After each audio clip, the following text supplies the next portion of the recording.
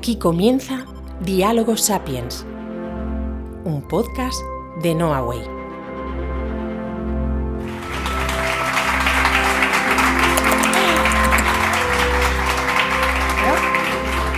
Pues bueno, con este aplauso ya uno se siente con una energía renovada, estupenda.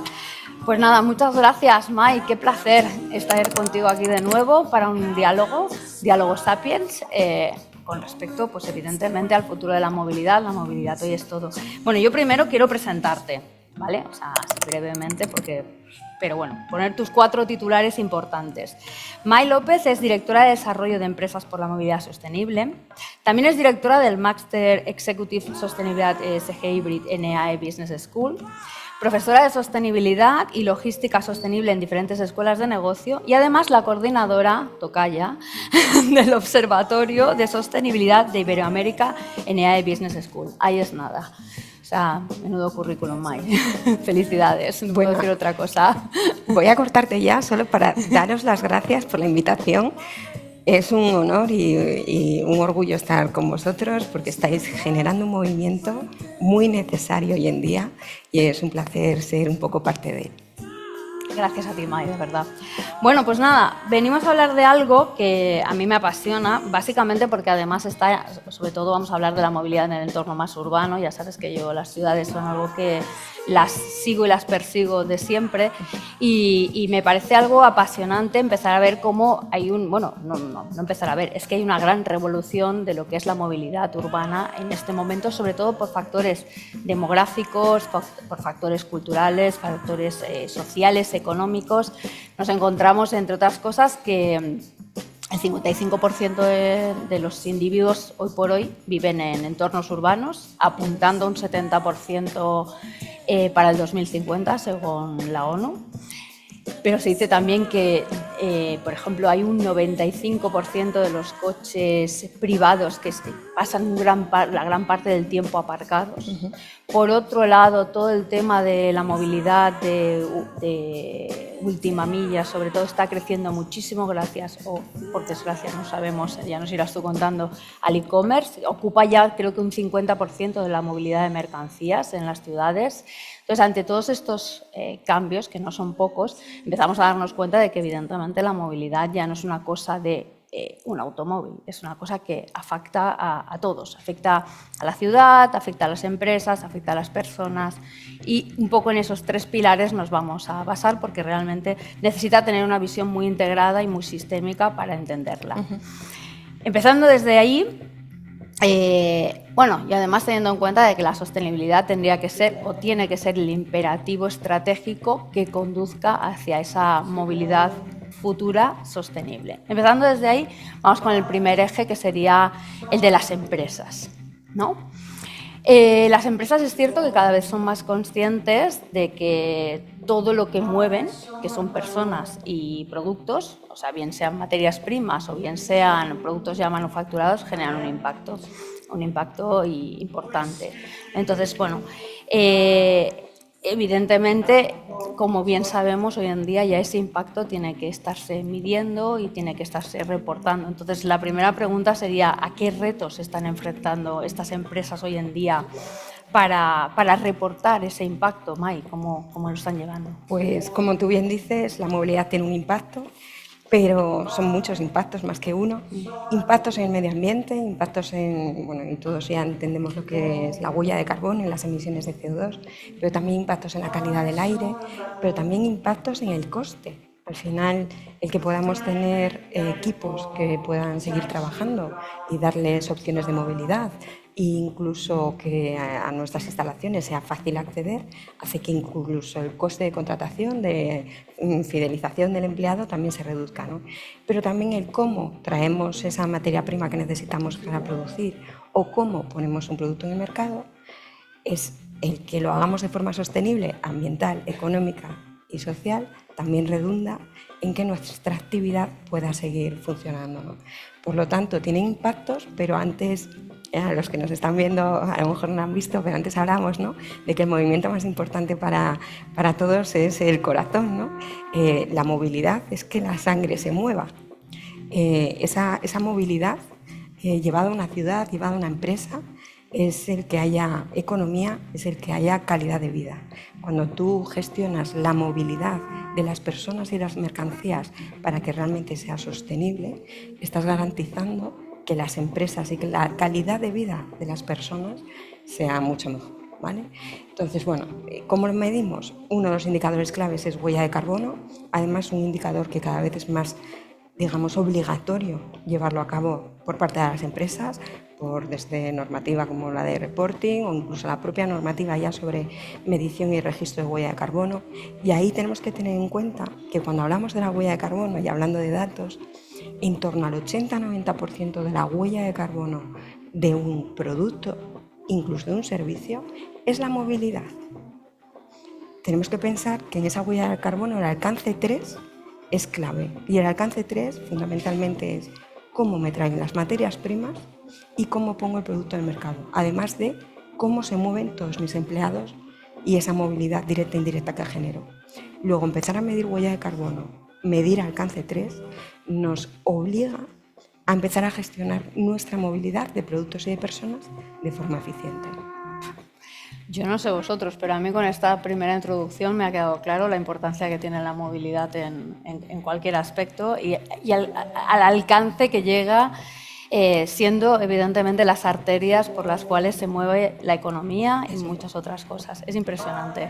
Entonces, bueno, un poco en base a tu experiencia, ¿qué estrategias son las que ahora mismo se están llevando a cabo, que crees que son las más efectivas para reducir uno de los aspectos, solo uno de los aspectos que has comentado, como es la huella de carbono en la distribución urbana, especialmente la de última milla, que creo que es la que más ha crecido también por un aspecto cultural, como es el incremento del e-commerce? Bueno, como solemos decir, las cosas en la vida se hacen por amor o por temor, ¿no? Por amor, hasta ahora había muchas organizaciones pues, que, por todas estas ventajas que estamos comentando, pues establecían planes de movilidad al trabajo, conscientes de que era una forma de tener un valor añadido para los empleados, pero también una forma de garantizar que podían realizar su actividad en periodos que no podrían controlar o que quizás incluso daban la oportunidad de acceder a puestos de trabajo. Y es que hay otra de las tendencias que está ocurriendo, que es que cada vez hay menos gente que adquiere un vehículo particular, y el cómo podemos acceder a un puesto de trabajo o no está haciendo que, si no tenemos soluciones de movilidad que nos permitan acceder a ese puesto de trabajo, haya gran parte de la sociedad que se pueda empezar a quedar excluida del mercado laboral.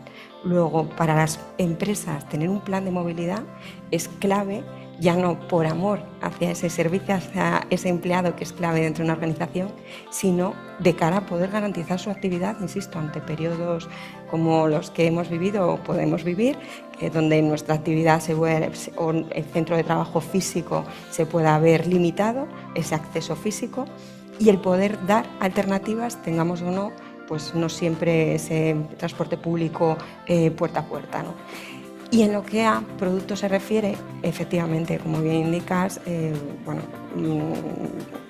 solo hace falta poner la televisión para entender el impacto de los aranceles. Cuando hablamos de grandes distancias, el impacto de los aranceles, el impacto de esos créditos de carbono, cómo van a empezar a encarecer ese transporte y cómo cada vez va a ser más necesario que nuestra materia prima esté cada vez más próxima a donde producimos y luego a donde comercializamos. Pero luego queda ese último punto final, que es el ¿y cómo lo pongo en el mercado?, ¿no? Y sobre todo en esa última milla, que es muchas veces una ciudad donde la movilidad ha de convivir con muchas otras necesidades de movilidad, como puede ser esa movilidad laboral, ¿no? Y ahí las zonas de bajas emisiones obligatorias en España, más de 150 municipios, están marcando mucho el cómo debemos de garantizar el acceder a esos centros para poner nuestro producto en el mercado. Y son muchas las prácticas, desde la consolidación de envíos, y ahí tenemos demostrado que se ahorra en torno a un 60% de las emisiones de CO2 en esa última milla, solo en esa última milla, pero que es un ahorro hacia el que tenemos que tender. Tenemos que pensar, antes lo comentabas, el e-commerce. Hemos pasado de entregar 60 camisetas en una caja, en una tienda, puerta a puerta, en la calle, con zona de carga y descarga, horario comercial conocido, a de repente llevar esas 60 camisetas en 60 cajas individuales, bueno, con su sobreembalaje, que eso es otro tema del que podríamos hablar, a domicilios, la mayoría de ellos particulares, que no están puerta a calle, que no tienen zona de carga y descarga, que no tienen un horario conocido. Estos adjetivos, digamos, lo que hacen es que esa entrega sea más ineficiente, que tengamos más furgonetas dando vueltas, circulando, generando un tráfico directo e indirecto, aunque ese vehículo sea de bajas emisiones o cero emisiones, esa congestión también tiene un impacto.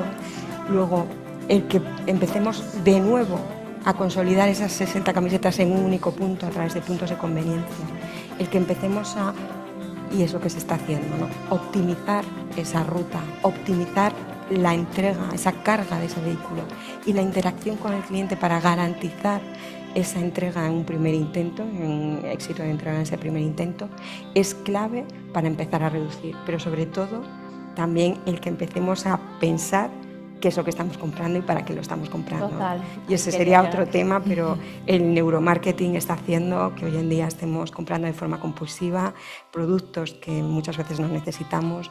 El 40% de los consumidores que compran online ya saben que van a devolver. Compramos 2 tallas, 3 colores, la devolución es gratuita. Cuando no es gratuita nos está costando mucho ya a todos. Luego, nosotros hemos creado, de hecho, un movimiento que es entregasostenible.org.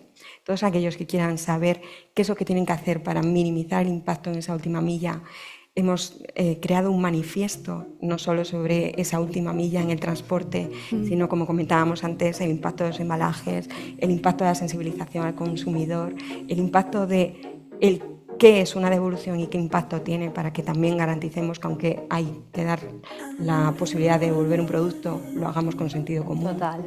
Es que es muy importante, la verdad es que, o sea, yo es una de las cosas que, como cuando lo vas reflexionando te vas dando cuenta de cuántos impactos, porque como tú decías, no es uno, son muchos, y cuánto de transformación cultural hay, y bueno, y de transformación de la ciudad, de lo que hemos entendido y hemos vivido por una ciudad, está pasando, que nos está llevando a tenernos que replantearnos la movilidad para que sea sostenible, que eso nos enlazará con los siguientes 2 puntos, que es las estrategias de adaptación de las ciudades y la de las personas, porque al final las personas también culturalmente podemos empezar a entender que, cuidado, o sea, lo que hacemos y consumimos está impactando de una forma muy importante en la movilidad sostenible. O sea, muy poca gente es consciente del impacto de la última milla, o sea, es como que aparece en tu casa de forma mágica.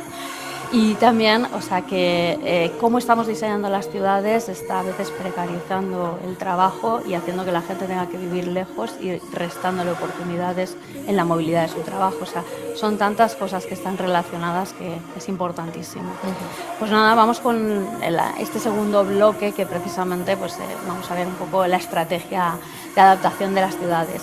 A mí me encanta, hay un libro que se llama La ciudad feliz, que empieza hablando de Enrique Peñalosa, el alcalde de Bogotá, el alcalde de la ciudad feliz, que fue uno de los pioneros en entender que si él rediseñaba la movilidad en su ciudad, estaba ofreciendo una oportunidad de bienestar a sus ciudadanos a través de instalar los carriles de bicicleta, que sepáis que fue uno de los primeros sitios donde se hizo en Bogotá hace mucho tiempo, o sea, es impresionante, pero es así, el Transmilenio y muchas cosas, o sea, es un caso que se estudia en temas de movilidad, porque realmente es apasionante, y era un hombre apasionado de cómo podía él desde su ciudad ofrecer un bienestar a sus ciudadanos con la movilidad, ¿no?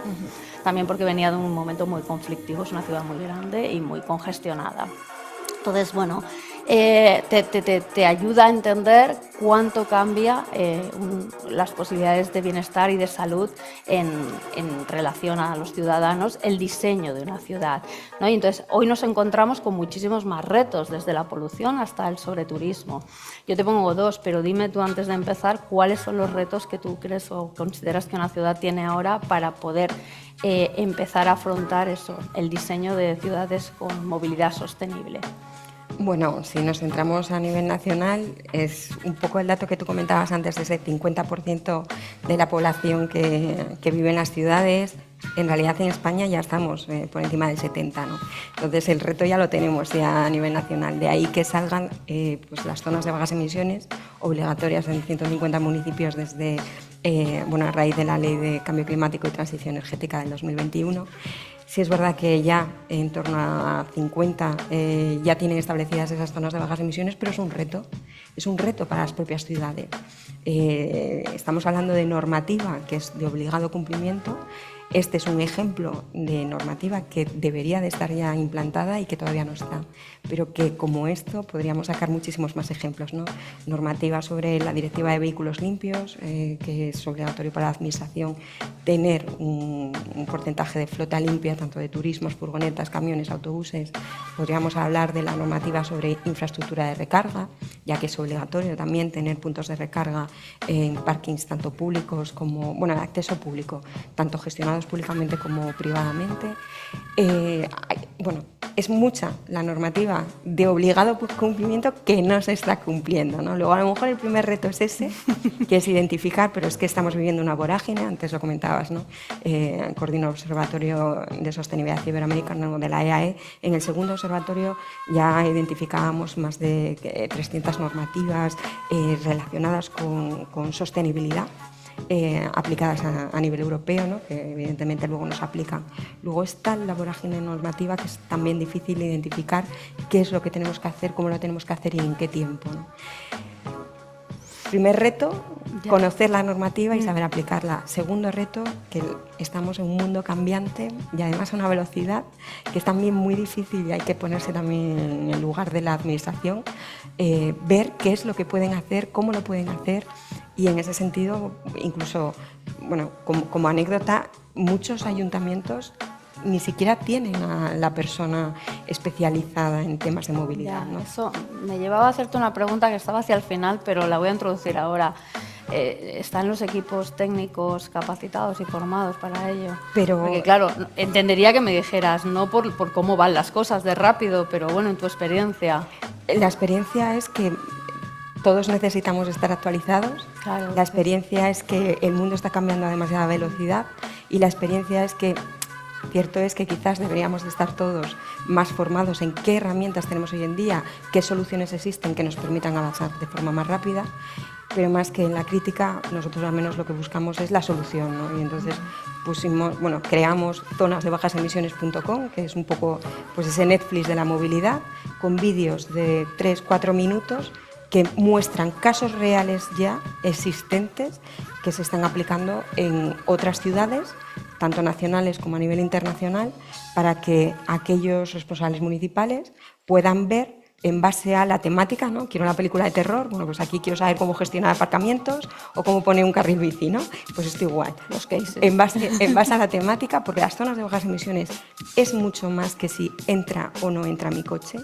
Es zonas verdes, es calidad del transporte público, es, por supuesto, priorización de vehículos menos contaminantes, pero lleva asociado una serie de indicadores que desde mi punto de vista va a ser un antes y un después para todos nosotros a la hora de tener también calidad de vida, ¿no? Que es el que vamos a saber de cada ciudad los índices de calidad del aire, las emisiones de CO2, el tiempo medio de un ciudadano a una parada de transporte público, cuánta mercancía se distribuye con vehículo eléctrico, cuánto con cargociclo, indicadores que nos van a poder comparar ciudades con otras, municipios con otros, incluso podrá ser un argumento de decisión, un argumento de competitividad entre ellas. Perfecto, que total. Se compita por la mejora, ¿no? Pero desde dónde me compro un piso o a dónde llevo a mis hijos a estudiar puede empezar a ser clave la calidad del aire que respiren, las zonas verdes que tengan alrededor, ¿no? Sí, mira, retomo un momento lo que estábamos hablando de los profesionales, en absoluto es crítica, es más bien para poner en contexto lo complejo y lo complejo que se les pone por delante y que evidentemente tenemos que estar todos actualizándonos día a día. Y antes de llegar a los ejemplos que me gustaría ver que nos contaras algún ejemplo que tengas por ahí, me gustaría más entender qué elementos consideras tú que son imprescindibles hoy en día para diseñar un servicio de movilidad urbana sostenible, eficiente e inclusiva en una ciudad. Bueno, siempre se habla, ¿no?, de la colaboración público-privada y eso es una evidencia. La privada creo que lo tenemos ya, las empresas lo tenemos interiorizado, pero cada vez se está poniendo más sobre la mesa la necesidad de la colaboración público-público. O sea, al final España es muy especial y nos estamos encontrando con la necesidad de que los municipios colindantes también se hablen y se hablen incluso a distintos niveles de la administración o a igual nivel pero distintas áreas, ¿no? Luego la colaboración público-público empieza a ser clave, ¿no? Y ya a la hora de definir cómo ha de ser también esa movilidad, también nosotros últimamente hablamos de que lo que tenemos que tener son las ideas claras, ¿no? Ideas, porque esa movilidad tiene que tener ser inteligente, es la I de inteligente, pero intermodal. Debemos dejar de pensar en movernos de un punto A a un punto B con un vehículo. Probablemente compaginemos un transporte público con una bicicleta, con ir andando, que también es movilidad. Intermodal, pero para ello necesitamos también infraestructuras, y eso es importante, ¿no? Se habla de apoyar a la bici, pero la bici requiere de infraestructura asociada, no solo de carril bici, también de aparcamientos seguros en origen y destino. Ideas de digital, antes hablabais además, la digitalización está aquí, ha venido para quedarse y ha venido para ayudarnos, si sabemos también gestionarla de forma eficiente y segura, ¿no? Ideas de eficiente desde un punto de vista económico, en tiempo, por supuesto, también, y eficiente desde un punto de vista ambiental, con ese mínimo impacto ambiental. A, de accesible, y no solo accesible, considerando que todos, independientemente de nuestra condición física o psíquica, debemos de tener esa opción de movilidad, ese derecho a la movilidad, sino también accesible, que nos garanticemos que aunque hablamos mucho de las ciudades, no debemos de dejar fuera los territorios y no dejar a nadie atrás. Y ideas con esa S de segura para los que nos movemos y también para el entorno donde nos movemos. Esto con todos los vehículos de movilidad personal cada vez también es más importante. Y también segura, teniendo en cuenta la digitalización, esa ciberseguridad, pero esa S doble, por supuesto, como no puede ser de otra forma, porque ha de ser sostenible. Sostenible desde un punto de vista ambiental, económico y social. Qué bonito, Mai. Qué bien integrado lo tienes, cómo me gusta. Siempre sabes que me encanta escucharte. Bueno, pues para acabar este bloque, ahí sí que voy a preguntarte, porque al final, bueno, o sea, es interesante. Yo siempre pienso que mirar hacia afuera, o sea, no solamente tenemos que mirar hacia adentro, o sea, podemos mirar España, pero podemos mirar también hacia afuera, porque es una forma de inspiración. Entonces, aquí me gustaría que nos dieras, pues bueno, con tu visión nacional, internacional, la que tú quieras, y además, como tienes muchos ejemplos en ancho y alto, no solamente igual marcos normativos que consideres que están funcionando bien, que pueden ser inspiradores, sino también ciudades que pueden ser referentes en algunos de los ejemplos, incluso de ese catálogo que vosotros tenéis, que de alguna forma tenéis además a disposición del resto de la gente. Pues ahí, como coordinamos los premios internacionales de movilidad y tenemos una categoría que son precisamente el premio internacional, derivo también a todo el mundo a que pueda ver en detalle esos proyectos que han sido premiados, esas ciudades donde tenemos pues desde a Carlos Moreno con la alcaldesa de París recibiendo el premio, evidentemente por el concepto de la ciudad a los 15 minutos, un concepto que se está distorsionando desgraciadamente, pero que lo que viene es a garantizar que todo lo que necesitamos está a 15 minutos de donde nosotros vivimos, y eso es el apoyo al comercio local, la clave también de la sostenibilidad económica hoy en día, y que no debemos de perder. Entonces, cuando hablábamos del e-commerce, no debemos de perder si realmente ese e-commerce está generando valor allí donde opera, ¿no? Porque si no será insostenible. Esa ciudad de los 15 minutos es un caso clave y claro de movilidad sostenible. Bogotá fue otro de los premiados, precisamente por todo lo que has comentado. Pero quizás algo inspirador fue que también premiamos a la región de Nueva Aquitania, en Francia, por un proyecto de movilidad educativa. De hecho, nos trajimos un poco todo el concepto a España, porque es esa también primera y última milla que marca la movilidad de muchos de nosotros, tanto si estudiamos como si tenemos hijos que están estudiando. Incluso si no tenemos hijos que están estudiando, un día sin colegio es un día distinto en la movilidad de cualquier ciudad.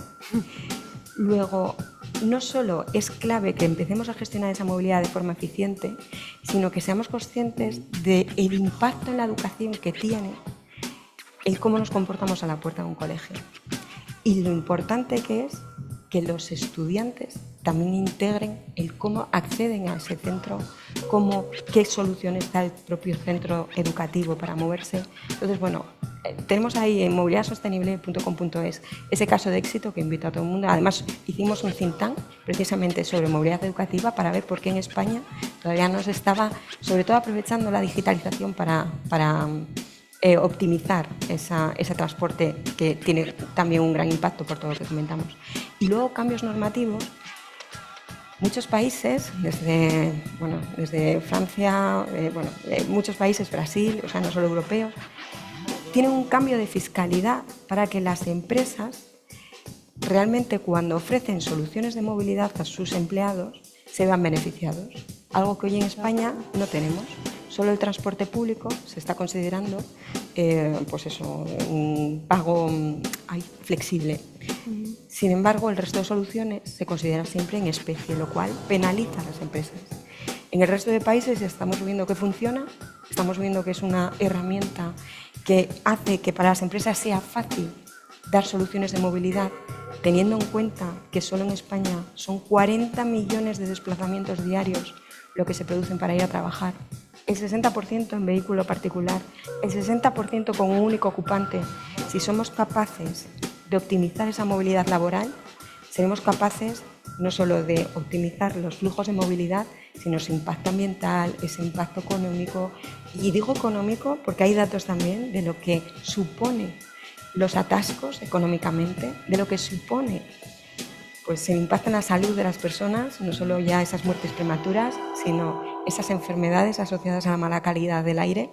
Si analizásemos todo eso, nos saldría muy a cuenta cambiar esa fiscalidad, como la tenemos hoy en día, insisto, que es tan fácil como replicar lo que hay en más de 10 países, cambiar esa fiscalidad para que las empresas, sin tener que realizar solicitud de subvenciones, etc., directamente las medidas de movilidad sostenible en la empresa tenga un beneficio.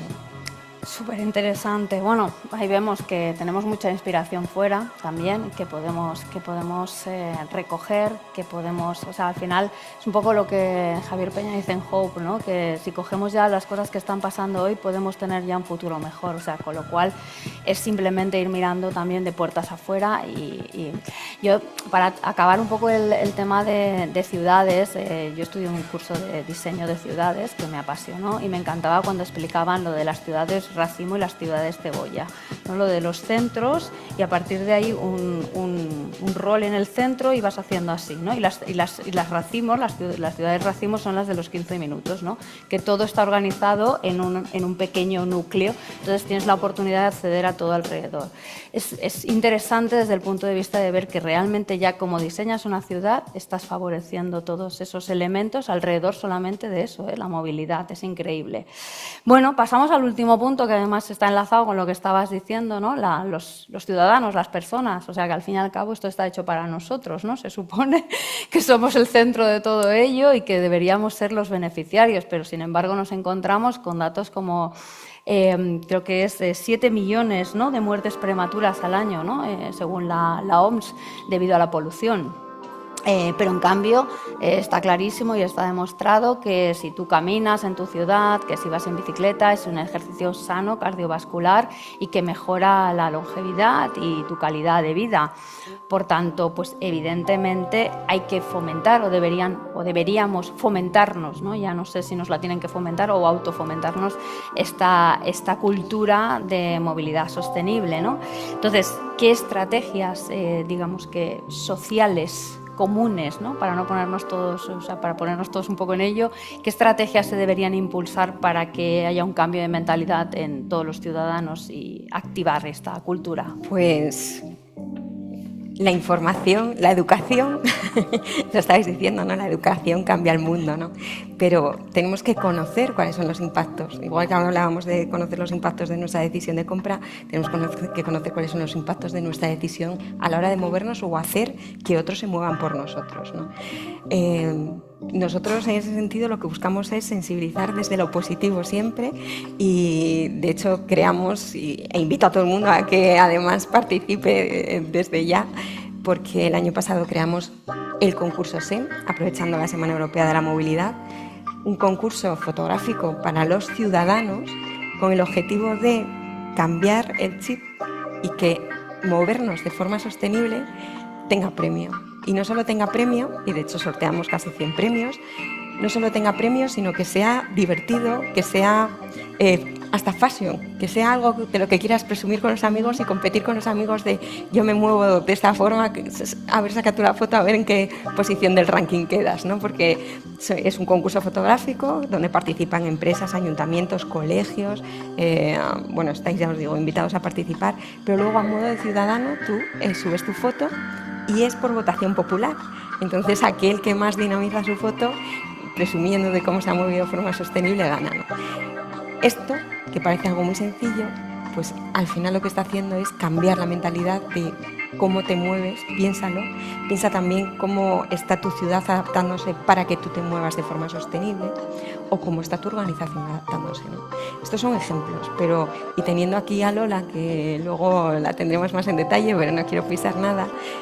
Precisamente, bueno, el Ayuntamiento de Madrid es otro de los ejemplos y no debemos de, además desmerecerlo. Es otro de los ejemplos valorados a nivel internacional que están recibiendo visitas, más de 100 visitas, creo recordar, a nivel mundial, solo para ver cómo en tan poco tiempo han sido capaces de no solo mejorar la calidad del aire hasta el punto de que por primera vez han empezado a cumplir o hemos empezado a cumplir, ¿no? Porque esto es una cosa de todos, hemos empezado a cumplir con los niveles de calidad del aire, sino que se mantienen. Y este año, además, hemos tenido el placer de poder, bueno, hemos tenido, invito también a que veáis quién es ese jurado de excepción, que esos miembros del jurado de los Premios Internacionales de Movilidad han valorado un proyecto que se llama Anda Madrid, que luego seguro que nos cuentan en detalle, pero que lo que viene a poner en valor es conoce la ciudad andando, crear rutas culturales andando, gestiona ese turismo que te llega, que también tiene un impacto en la movilidad, para que ese impacto sea el mínimo andando. Y además el ver cómo se integraba diseño urbanístico, estrategia de movilidad, de sostenibilidad y turismo, fue uno de los puntos claves que valoró el jurado, ¿no? Luego, educar, sensibilizar y dar opciones y darlas a conocer. Porque estoy convencida de que, aunque estamos aquí, muchos salimos de Madrid, a lo mejor no conocemos esas rutas y puede que sea un plan más que interesante. Entonces resumimos educación, conocimiento y quizás cada vez más autoconsciencia, que a lo mejor también nos viene dada con los datos. Cuando tú vayas viendo un poquito lo que sale ahí, a lo mejor dices, ostras, esto me mejora, pues voy a... No solo lo que ahorro, sino lo que invierto en mí mismo. Eso. Para acabar solamente con la parte de personas, que me parece también interesante, claro, podemos tener esos tres factores, pero también es verdad que tenemos unas realidades y nos están llevando, unos por placer y otros por necesidad, a que la vivienda pues a veces está lejos de tus lugares de trabajo. ¿Cómo condiciona todo esto la ubicación de la vivienda en la decisión de movilidad y en la gestión de ella y en muchas cosas? La realidad es esa, ¿no? Que cada vez va a ser más determinante. El dónde elegimos vivir empieza a ser complicado, no todo el mundo tiene esa posibilidad de elegir, pero también empieza a ser complicado el dónde podemos ir a trabajar, por lo que comentábamos antes, ¿no? Porque ni dónde vivimos ni dónde trabajamos muchas veces tiene todas las soluciones de movilidad que no requerimos. Es cebolla. Eso es. Luego, por eso una vez más es importante ir a ese 80-20, ¿no? Si la mayoría de la movilidad o el por qué nos movemos es por una movilidad laboral y somos capaces de que las organizaciones seamos las que demos alternativas de movilidad, podremos garantizar, al menos en la medida posible, ese derecho a la movilidad. Pero, por supuesto, la Administración, y ahí está claro que es también otra de las estrategias que se está llevando a cabo, es que se está priorizando el transporte público frente a cualquier otro tipo de transporte. Y hay estrategias, y de hecho a mí me encanta escuchar a Borja Caravante del Ayuntamiento de Madrid, porque recibieron el premio también por la AMT, en este caso, por el proyecto Bus Rapid, donde es un autobús que es capaz de gestionar, o sea, de semafóricamente darle prioridad al autobús frente a otro medio de transporte. Y eso lo que está haciendo es que moverse en autobús sea mucho más eficiente, no solo económicamente y ambientalmente, sino también en tiempo, claro, que moverte en coche, ¿no? Entonces, en el momento en el que empecemos a dar un servicio de transporte público, de transporte compartido, soluciones de movilidad sostenibles que sean mucho más eficientes que el propio hecho de movernos con nuestro coche particular, confío que no contaminante, pero de un punto A a un punto B, será la forma en la que podamos ir avanzando, ¿no? Pero insisto, 80-20 y probablemente el 80 hoy en día es la movilidad laboral. Total. No, y además somos afortunados, estamos en un país en el que la movilidad es segura, cosa que en otros países del mundo eso no ha sido y por eso ha precarizado el sistema público, ¿no? Pero nosotros no tenemos ese... Bueno, hasta aquí no lo hemos tenido y esperemos que así siga. Bueno, yo ya para acabar, como conclusión final y desde esta visión tan triangular y tan sistémica y tan estupenda que me parece que siempre aportas, Mai, me gustaría que nos dieras cuáles son esas pinceladas de cómo debería ser el futuro de la movilidad. Pon tu carta a los Reyes Magos y eso nos vale. O sea, un poco cómo la ves tú y cómo te gustaría que fuera. Pues como estoy segura de que ya la estamos creando ya, simplemente volver a recordar el mensaje de que lo hagamos teniendo las ideas claras y que nos acordemos de esas ideas y de qué significa cada letra, porque evidentemente, insisto, tiene que ser inteligente, intermodal, apoyado en infraestructuras, eficiente, accesible, segura y sostenible. Bueno, pues nada, me parece clarísimo que este concepto de ideas con doble S es el que deberemos remarcar dentro de nuestra movilidad sostenible. Y no, yo con todo esto, o sea, podía estar mucho más tiempo, pero tenemos luego por delante una mesa que nos va a acompañar, así que te agradezco un montón, Mai, como siempre, tu participación y todas tus ideas. Y nada, un auténtico placer. Gracias. Gracias. Gracias por escuchar Diálogos Sapiens, un podcast de Noah Way, donde se transforman las personas que queremos cambiar el mundo.